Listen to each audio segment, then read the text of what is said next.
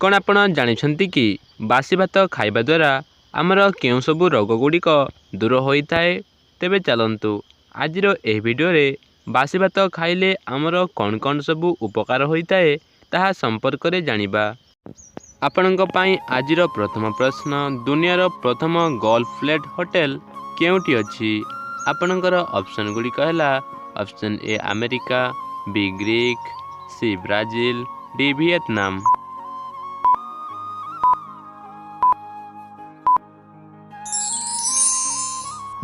ସମୟଟି ସମାପ୍ତ ହୋଇସାରିଛି। ତେବେ ଏହାର ସଠିକ୍ ଉତ୍ତରଟି ଡି ଭିଏତନାମ।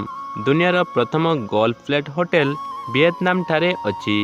ତେବେ ଚାଲନ୍ତୁ ଦେଖିନେବା ପରବର୍ତ୍ତୀ ପ୍ରଶ୍ନ, କେଉଁ ପଶୁର କ୍ଷୀରରେ ସବୁଠାରୁ ଅଧିକ ପ୍ରୋଟିନ୍ ରହିଥାଏ?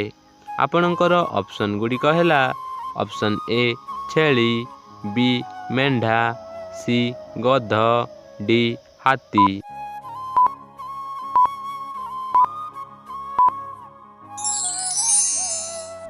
ପୁଣି ଥରେ ସମୟଟି ସମାପ୍ତ ହୋଇସାରିଛି। ତେବେ ଏହାର ସଠିକ୍ ଉତ୍ତରଟି ବି ମେଣ୍ଢା। ମେଣ୍ଢା ପଶୁର କ୍ଷୀରରେ ସବୁଠାରୁ ଅଧିକ ପ୍ରୋଟିନ୍ ରହିଥାଏ।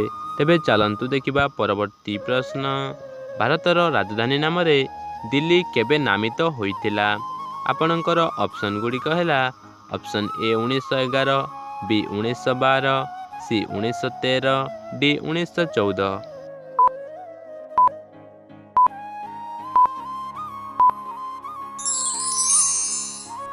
ସମୟଟି ସମାପ୍ତ ହୋଇସାରିଛି। ତେବେ ଏହାର ସଠିକ୍ ଉତ୍ତରଟି ଏ 1911। ଭାରତର ରାଜଧାନୀ ନାମରେ ଦିଲ୍ଲୀ 1911 ମସିହାରେ ନାମିତ ହୋଇଥିଲା। ତେବେ ଚାଲନ୍ତୁ ଦେଖିବା ପରବର୍ତ୍ତୀ ପ୍ରଶ୍ନ, ଘଡ଼ି ସର୍ଫ କେଉଁ ଦେଶର କମ୍ପାନୀ ଅଟେ? ଆପଣଙ୍କର ଅପସନ୍ ଗୁଡ଼ିକ ହେଲା ଅପସନ୍ ଏ ପାକିସ୍ତାନ, ବି ଭୁଟାନ, ସି ଭାରତ, ଡି ଚୀନ।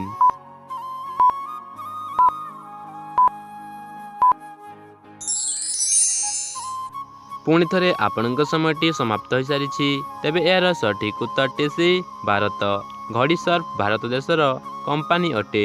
ପରବର୍ତ୍ତୀ ପ୍ରଶ୍ନ, ବାଇଗଣୀ ରଙ୍ଗର ବିଲାତି କେଉଁ ଦେଶରେ ଦେଖିବାକୁ ମିଳିଥାଏ? ଆପଣଙ୍କର ଅପସନ୍ ଗୁଡ଼ିକ ହେଲା ଅପସନ୍ ଏ ଅଷ୍ଟ୍ରେଲିଆ, ବି ଇଂଲଣ୍ଡ, ସି ଜାପାନ, ଡି ଚୀନ।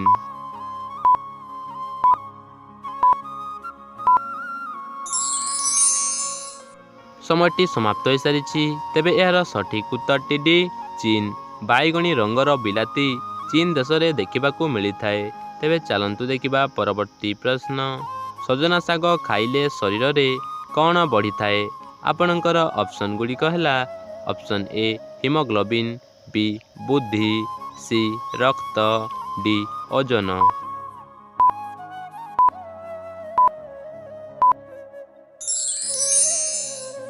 ପୁଣି ଥରେ ସମୟଟି ସମାପ୍ତ ହୋଇସାରିଛି। ଏହାର ସଠିକ୍ ଉତ୍ତରଟି ଏ ହିମୋଗ୍ଲୋବିନ୍।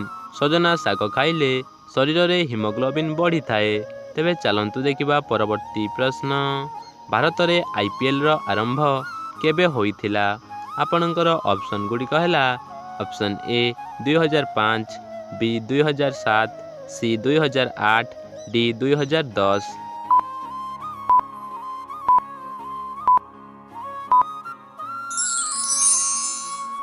ପୁଣି ଥରେ ସମୟଟି ସମାପ୍ତ ହୋଇସାରିଛି। ତେବେ ଏହାର ସଠିକ୍ ଉତ୍ତରଟି ସି 2008। ଭାରତରେ IPLର ଆରମ୍ଭ 2008 ମସିହାରେ ହୋଇଥିଲା। ତେବେ ଚାଲନ୍ତୁ ଦେଖିନେବା ପରବର୍ତ୍ତୀ ପ୍ରଶ୍ନ, ଅଧିକ ଖରାରେ ରହିବା ଦ୍ୱାରା କେଉଁ ରୋଗ ହୋଇଥାଏ? ଆପଣଙ୍କର ଅପସନ୍ ଗୁଡ଼ିକ ହେଲା ଅପସନ୍ ଏ ହାର୍ଟ ରୋଗ, ବି କିଡନୀ ରୋଗ, ସି ପେଟ ସମସ୍ୟା, ଡି ଡାଇବେଟିସ୍।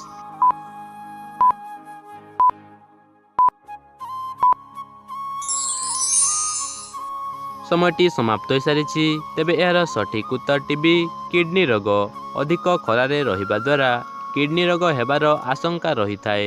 ତେବେ ଚାଲନ୍ତୁ ଦେଖିନେବା ପରବର୍ତ୍ତୀ ପ୍ରଶ୍ନ, ବାସି ଭାତ କେଉଁ ରୋଗକୁ ସମ୍ପୂର୍ଣ୍ଣ ରୂପେ ଠିକ୍ କରିଦିଏ?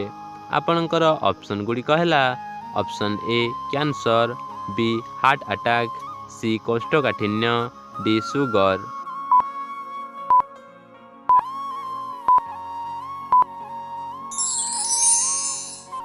ଆପଣଙ୍କର 5 ସେକେଣ୍ଡର ସମୟ ଅବଧି ସମାପ୍ତ ହୋଇସାରିଛି। ତେବେ ଏହାର ସଠିକ୍ ଉତ୍ତରଟି ସି କୋଷ୍ଠକାଠିନ୍ୟ। ବାସି ଭାତ କୋଷ୍ଠକାଠିନ୍ୟ ଭଳି ମାରାତ୍ମକ ରୋଗକୁ ସମ୍ପୂର୍ଣ୍ଣ ରୂପେ ଠିକ୍ କରିଦେଇଥାଏ।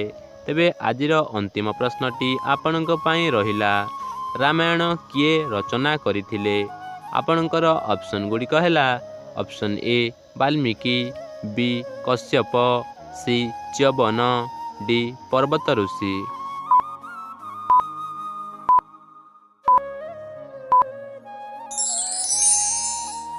ସମୟଟି ସମାପ୍ତ ହୋଇସାରିଛି ଦର୍ଶକ ବନ୍ଧୁ। ତେବେ ଏହାର ସଠିକ୍ ଉତ୍ତରଟି ଯଦି ଆପଣଙ୍କୁ ଜଣାଅଛି ତାହେଲେ କମେଣ୍ଟ ମାଧ୍ୟମରେ ନିଶ୍ଚୟ ଜଣାନ୍ତୁ ଏବଂ ଆଜିର ଭିଡ଼ିଓରେ କେତୋଟି ପ୍ରଶ୍ନର ସଠିକ୍ ଉତ୍ତର ଦେଇପାରିଲେ ତାହା ମଧ୍ୟ କମେଣ୍ଟ କରି ନିଶ୍ଚୟ କୁହନ୍ତୁ।